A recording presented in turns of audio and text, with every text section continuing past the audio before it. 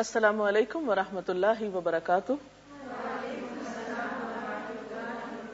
نحمده ونصلی علی رسولہ الکریم، اما بعد فاعوذ باللہ من الشیطان الرجیم، بسم اللہ الرحمن الرحیم، رب اشرح لی صدری ویسر لی امری واحلل عقدۃ من لسانی یفقہوا قولی۔ ہماری آج کی گفتگو کا موضوع ہے روزہ اور تزکیہ نفس۔ تزکیہ نفس کیا چیز ہے؟ تزکیہ کا مطلب ہوتا ہے پاک کرنا، صاف کرنا، نشو نما دینا، اور نفس انسانی، یعنی روزے کی حالت میں انسانی نفس کا کس طرح تزکیہ ہو سکتا ہے، یا روزہ تزکیہ نفس میں کس طرح مددگار ہو سکتا ہے۔ حقیقت یہ ہے کہ انسان کی کامیابی کا دار و مدار ہے ہی تزکیہ نفس پر۔ قرآن پاک میں اللہ سبحانہ و تعالیٰ فرماتے ہیں، قد افلح من تزکا، یقیناً فلاح پا گیا جس نے پاکیزگی اختیار کی، جس نے اپنا تزکیہ کیا۔ ایک اور جگہ پر آتا ہے، قد افلح من زکاہا وقد خاب من دساہا، یقیناً کامیاب ہوا وہ جس نے اس کو پاک کر لیا، اور ناکام ہوا جس نے اس کو دبا لیا۔ جو شخص تزکیہ نفس اختیار کرتا ہے اس کا فائدہ اسی کو پہنچتا ہے۔ اللہ تعالیٰ فرماتے ہیں، وَمَن تَزَكَّى فَإِنَّمَا يَتَزَكَّى لِنَفْسِهِ وَإِلَى اللَّهِ الْمَصِيرُ۔ جو شخص بھی پاکیزگی اختیار کرتا ہے اپنی ہی بھلائی کے لیے کرتا ہے، اور پلٹنا سب کو اللہ ہی کی طرف ہے۔ یعنی ہم تزکیہ کریں یا نہ کریں، ہماری واپسی بہرحال اللہ سبحانہ وتعالی ہی کی طرف ہے۔ پھر وہاں اس کے بارے میں سوال ہوگا کہ ہم کیسی زندگی بسر کر کے آئے۔ قرآن پاک کا مطالعہ کریں تو یہ بات سمجھ میں آتی ہے کہ اللہ سبحانہ وتعالی نے انبیاء علیہم السلام کو اسی مقصد کے لیے بھیجا کہ وہ انسانوں کا تزکیہ کریں۔ خود نبی صلی اللہ علیہ وسلم کے بعثت کے مقاصد میں یہ بات قرآن پاک میں بیان کی گئی۔ ارشاد باری تعالی ہے، هو الذی بعث فی الامیین رسولا منہم یتلو علیہم آیاتہ ویزکیہم ویعلمہم الکتاب والحکمہ وان کانوا من قبل لفی ضلال مبین۔ وہ اللہ وہ ذات ہے جس نے امی لوگوں میں ایک رسول انہی میں سے بھیجا جو ان کو اس کی آیات پڑھ کر سناتا ہے، ان کا تزکیہ کرتا ہے، ان کو کتاب و حکمت کی تعلیم دیتا ہے، اور بے شک اس سے پہلے وہ کھلی گمراہی میں مبتلا تھے۔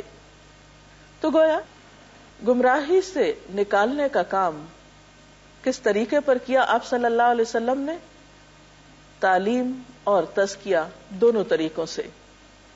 اور یہ ایک حقیقت ہے کہ صرف علم تزکیہ نہیں کرتا جب تک کہ ایسے لوگ موجود نہ ہوں جو صحیح معنوں میں انسانوں کے اخلاق کی تربیت کرتے ہوں، ان کے نفس کا تزکیہ کرتے ہوں۔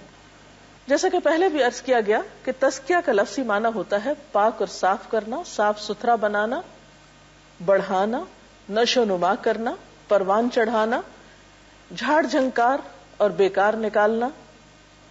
تو اس طرح اس مفہوم سے تزکیے کے دو رخ سامنے آتے ہیں۔ نمبر 1 خراب چیزوں کو نکال باہر کرنا، اور نمبر 2 اچھی چیزوں کو پروان چڑھانا۔ اور نفس انسانی کا جب تزکیہ ہو تو اس کا معنی یہ ہے کہ انسان کے اندر کی خامیوں، کمزوریوں، خرابیوں کو نکال باہر پھینکنا، اور اس کے اندر اخلاق حسنہ کی پرورش کرنا۔ نبی صلی اللہ علیہ وسلم نے یہ کام بہت عمدہ طریقے سے اپنے صحابہ کرام کے ساتھ کیا، اور انہوں نے عرب کے اس معاشرے میں جہاں ہر طرف اندھیرا ہی اندھیرا تھا، لوگوں کو ایک ایسی راہ دکھائی کہ جس پر چل کر وہ دنیا و آخرت میں کامیابیوں سے ہمکنار ہوئے۔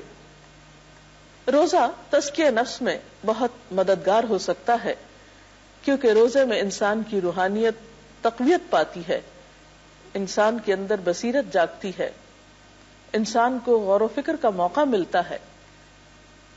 روزہ انسان کو ایک خاص قسم کا نور اور روشنی عطا کرتا ہے، جس میں انسان اپنی خامیوں کو خود دیکھنے لگتا ہے، اسے اپنے گناہوں کا اعتراف ہونے لگتا ہے۔ ایسے میں اگر تھوڑی سی کوشش کی جائے تو اپنی بہت سی کوتاہیوں پر قابو پایا جا سکتا ہے. جب انسان کو اتنی تربیت ہو جاتی ہے کہ وہ اپنی من پسند خوراک چھوڑ سکتا ہے، آرام چھوڑ سکتا ہے، تو اللہ کی خاطر وہ بہت سے غلط کاموں کو بھی چھوڑنے پر قادر ہو سکتا ہے. تزکیے کے لیے اپنے آپ کو غلط رجحانات، میلانات، غلط اعمال سے ہٹا کر نیکی کی راہ پر لگانا مقصود ہوتا ہے. اس کے لیے ضروری ہے کہ ہم سب اپنا اپنا محاسبہ کر کے دیکھیں کہ ہمارے اندر کیا خرابیاں ہیں اور پھر انہیں دور کیسے کرنا ہے، اور کون سی اچھائیاں ہیں جنہیں مزید پیدا کرنا ہے اور نشو و نما دینا ہے. اور اس کے ساتھ ہی یہ کہ ہمیشہ یاد رہے کہ یہ سب کچھ اللہ کی توفیق سے ہوتا ہے. فلا تزکوا انفسکم هو اعلم بمن اتقى. اپنے نفس کی پاکی کے دعوے نہ کرو، وہی بہتر جانتا ہے کہ حقیقت میں متقی کون ہے. بل اللہ یزکی من یشاء ولا یظلمون فتیلا. حالانکہ پاکیزگی تو اللہ ہی جسے چاہتا ہے عطا کرتا ہے اور ان پر ذرا برابر ظلم نہ کیا جائے گا.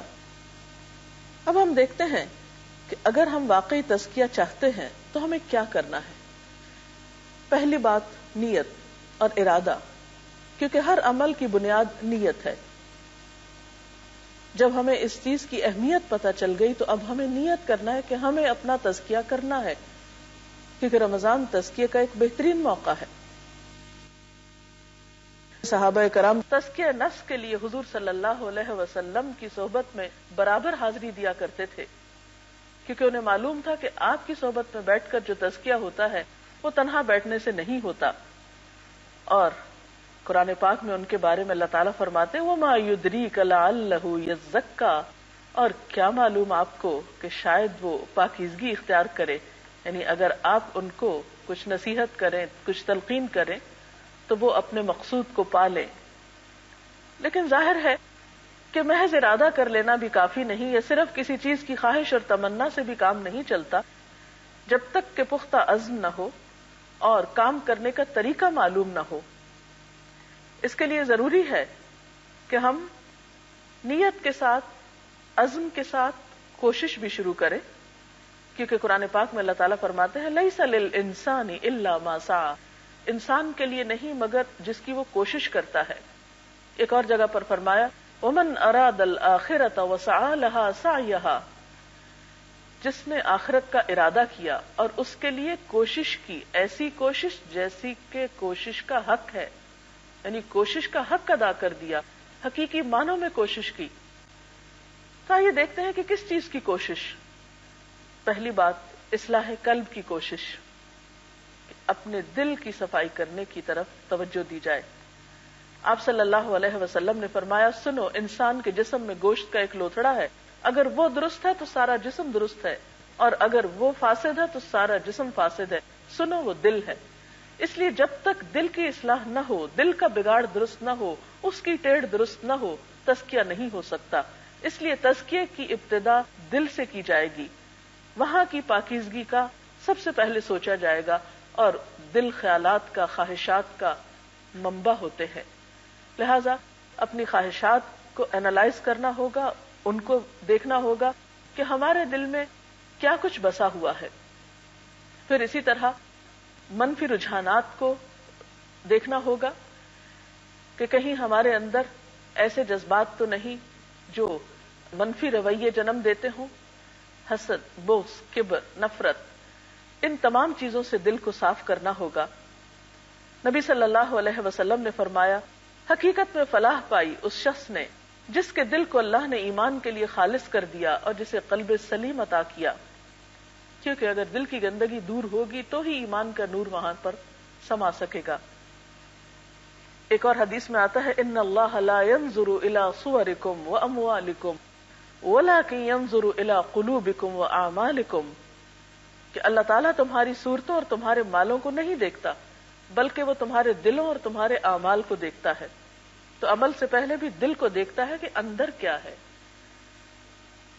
پھر اسی طرح دل کے اس صفائی کے ساتھ ساتھ اللہ تعالیٰ کے ساتھ گہرا تعلق قائم کرنے کی ضرورت ہے، اور اس میں ہر روز اپنا محاسبہ کرنے کی ضرورت ہے کہ انسان ہر روز رات کو سونے سے پہلے چند لمحات اپنے لیے ضرور نکالے اور یہ دیکھے کہ اس نے آج کون سا ایسا کام کیا ہے جس کے نتیجے میں اسے اللہ تعالیٰ کا قرب حاصل ہوا ہے، اللہ تعالیٰ کی محبت میں کیا اضافہ ہوا ہے، نیک کاموں کا کیا شوق بڑھا ہے، یا یہ کہ دل پر غفلت جیسی رمضان سے پہلے تھی ویسی ہی چھائی ہوئی ہے۔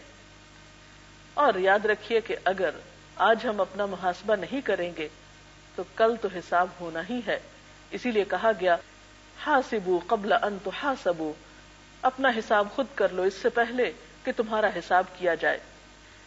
اسی طرح نیکی کے وہ تمام اعمال انسان کے لیے تزکیہ میں مددگار ہوتے ہیں جنہیں اللہ تعالیٰ نے فرض کے درجے میں رکھا ہے۔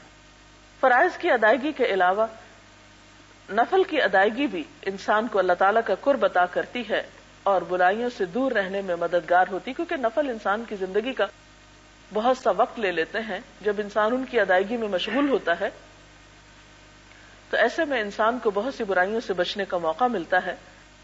پھر اسی طرح دعا اس کام میں بہت مددگار ہوتی ہے۔ نبی صلی اللہ علیہ وسلم نے یہ دعا سکھائی، اللہم آت نفسی تقواہا وزکھہا انت خیر من زکاہا انت ولیہا ومولاہا، اے اللہ میرے نفس کو اس کی پرہیزگاری عطا کر اور اس کو پاک کر، یعنی اس کا تزکیہ کر دے، کیونکہ پیچھے آپ نے سنا کہ بل اللہ یزکی من یشاء، اللہ ہی جسے چاہتا ہے پاک کرتا ہے۔ تو حقیقت میں تزکیہ اس کی طرف سے عنایت ہوتا ہے، کوشش آپ کی لیکن عنایت اس کی۔ تو اس کے لیے دعا ضروری ہے کہ اللہ میرے دل کو پاکیزگی عطا کر، انت خیر من زکاہا، تو سب سے بہتر نفس کو پاک کرنے والا ہے، انت ولیہا و مولاہا، تو ہی اس کا کارساز اور مالک ہے۔ اس لیے اس دعا کی کثرت آپ کو فائدہ دے گی۔ اس کے علاوہ نیک لوگوں کی صحبت بہت ضروری ہے۔ جب تک آپ اچھی مجلسوں میں شرکت نہیں کریں گے، اچھے لوگوں کے پاس نہیں بیٹھیں گے، اس وقت تک آپ کا تزکیہ ہو نہیں سکتا، کیونکہ تزکیہ کے لیے انسان مددگار ہوتے ہیں۔ وَتَوَاصَوْا بِالْحَقِّ وَتَوَاصَوْا بِالصَّبْرِ، ایک دوسرے کو حق کی تلقین کرتے رہنا، کیونکہ انسان بنیادی طور پر جب دوسروں کو اچھا کام کرتے ہوئے دیکھتا ہے تو اس کے دل میں بھی شوق پیدا ہوتا ہے۔ لیکن اگر انسان ایسی مجلس میں ہے، ایسے ماحول میں ہے، ایسے لوگوں میں رہتا ہے جہاں کوئی بھی اللہ کا نام لینے والا نہیں، جہاں اس کا کوئی ذکر نہیں کرتا، جہاں کوئی خیر اور بھلائی کی بات نہیں کرتا، تو انسان کے لیے پھر ایسے ماحول میں نیکی کرنا دشوار ہو جاتا ہے، مشکل ہو جاتا ہے۔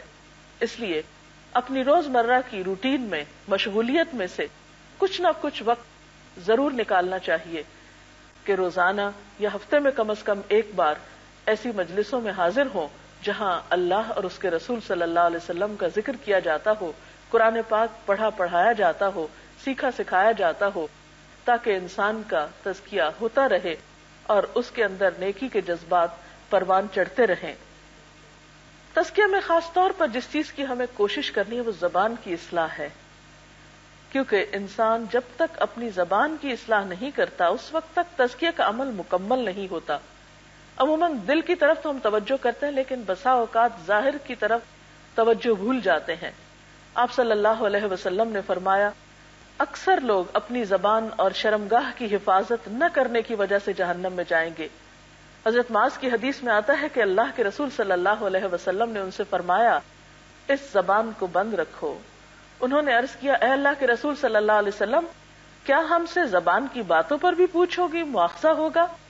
آپ نے فرمایا، معاذ تیری ماں تجھے گم کرے۔ یہ ایک ڈانٹ تھی پیار کی۔ جہنم میں منہ کے بل زبان کی کٹائی کے علاوہ اور کون سی چیز لوگوں کو گرائے گی؟ یعنی انسان کی زبان سے نکلی ہوئی باتیں ہی ہیں جو اس کے لیے بھیانک انجام لیے ہوئے ہوں گی۔ آپ صلی اللہ علیہ وسلم نے یہ بھی فرمایا، جس نے اپنی زبان روک لی اللہ نے اس کی پردہ پوشی کی۔